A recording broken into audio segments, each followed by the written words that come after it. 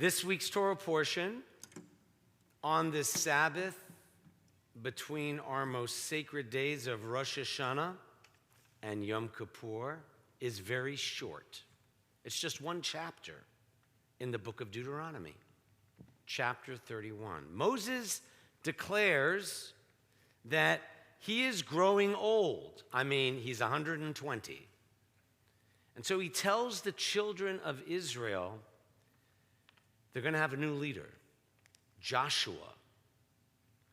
He tells the children of Israel that they will enter the promised land even if Moses won't live to see their future. He will be with them physically. Moses encourages the next generation and Joshua in his new tasks. I met a rabbinic student yesterday, a second-year rabbinic student. She's studying at Hebrew Union College in Cincinnati. And she gave me hope, given what we're learning about kids now and the world they're living in. I'm proud of how she is teaching them, but it's hard. In fact, less than a year ago, the president of the American Academy of Child and Adolescent Psychiatry, Dr. Gabriel Carson, described a world of kids in crisis. Rates of depression and anxiety are soaring. Families feel under siege by disruptions fueled by the pandemic. And then there is the astonishing statistic regarding teen suicide. Nearly 1 in 10 high school students admitted that they had tried to take their own life in the previous 12 months. 1 in 5 had seriously considered it. Perhaps not in our own homes, but certainly in the homes of children in the schools our kids and our kids' kids attend. According to the U.S. Surgeon General, we are in the throes of a mental health crisis for young people ages 10 and up. And more than ever, children are at risk in hidden ways. To really understand the crisis facing today's youth, one article suggests, let's just start with this fact. Youth have superpowers that most older adults barely understand. Superpowers granted to them by social media apps on their smartphones. Snapchat gives kids the power to see where their friends are, to see who is hanging out with whom, and to know if and when they've been excluded. Instagram gives kids the power to compare their lives with those of others who post filtered, idealized portraits of themselves. TikTok allows kids to scroll endlessly through posts that cater to their current obsessions, no matter how dark or damaging those interests may be. All of these phone apps and more give children the power to communicate with others anywhere, at any hour of the day, anonymously, if they'd like, and often against the wishes of adults. Social media not only allows kids to reach out, it also allows others to reach them.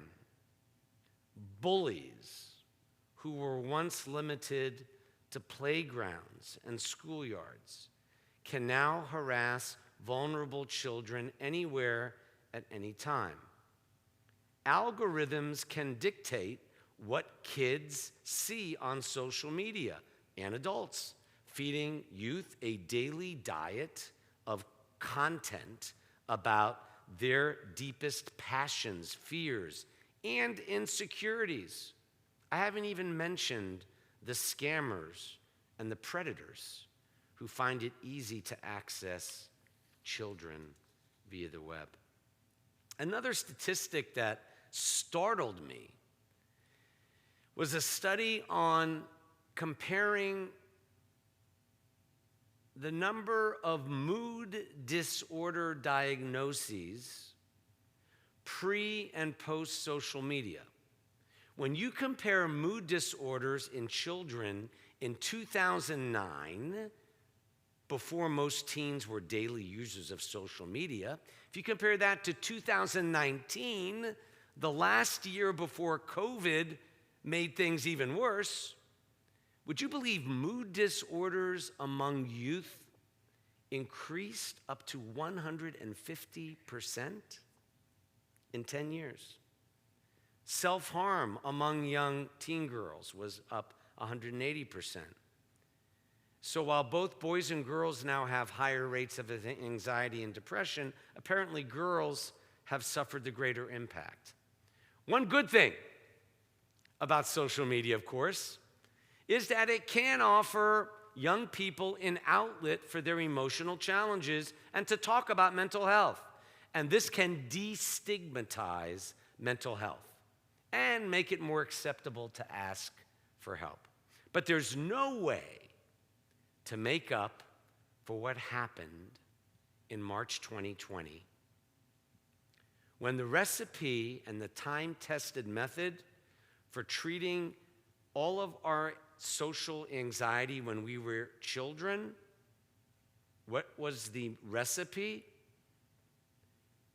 You go to school.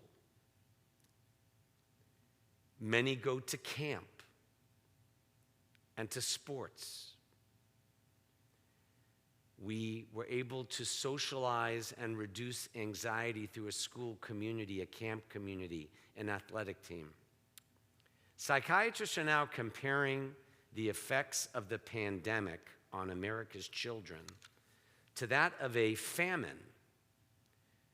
I want to quote, you've got people who had 2 years of psychological malnutrition, Dr. Carlson says.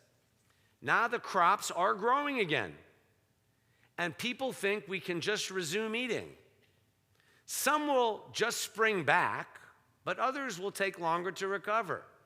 It's one thing to be now malnourished when you're 35. It's another thing when you're 11 years old. And how those 2 years are going to influence long-term development, nobody knows. The pandemic took what was already challenging in schools and poured gasoline on it, said one high school principal. So what we need to do in this first Sabbath of the new year is to remember not to punish kids or to try to cure the problem. Our job as adults is to help them get through it. The number one thing a kid needs while dealing with trauma or toxic stress is a loving, caring, reliable adult and a loving, caring, reliable community. And that's why I love being where we are tonight. We not only have to be that, we are that in the spirit of these high holidays. This is where we help kids turn away from their phones and fears and turn toward a faith and a community that treasures each child exactly as he, she, they are, as loving them for the blessing each child is becoming. And whether one is a child or an adult, the importance of this Shabbat Shuvah is reflected in the following conversation. A rabbi asked a member of his synagogue. If you are going east and suddenly you want to travel west, how far do you have to go? The man gave him many complex answers, but the rabbi answered simply, if you're going east and you want to go west, all you have to do is turn around. It's as simple as that. It's not as simple to turn around the effects of the past 2 years on our youth, but we can, as a caring congregation, and we are doing just that. Shuvah Adonai ad Adonai Elohecha, Hosea reads, return again, O children of Israel, and believe that no matter how we may stumble or fall, no matter how challenging recent years have been, no matter how stormy it is outside, you will be all right.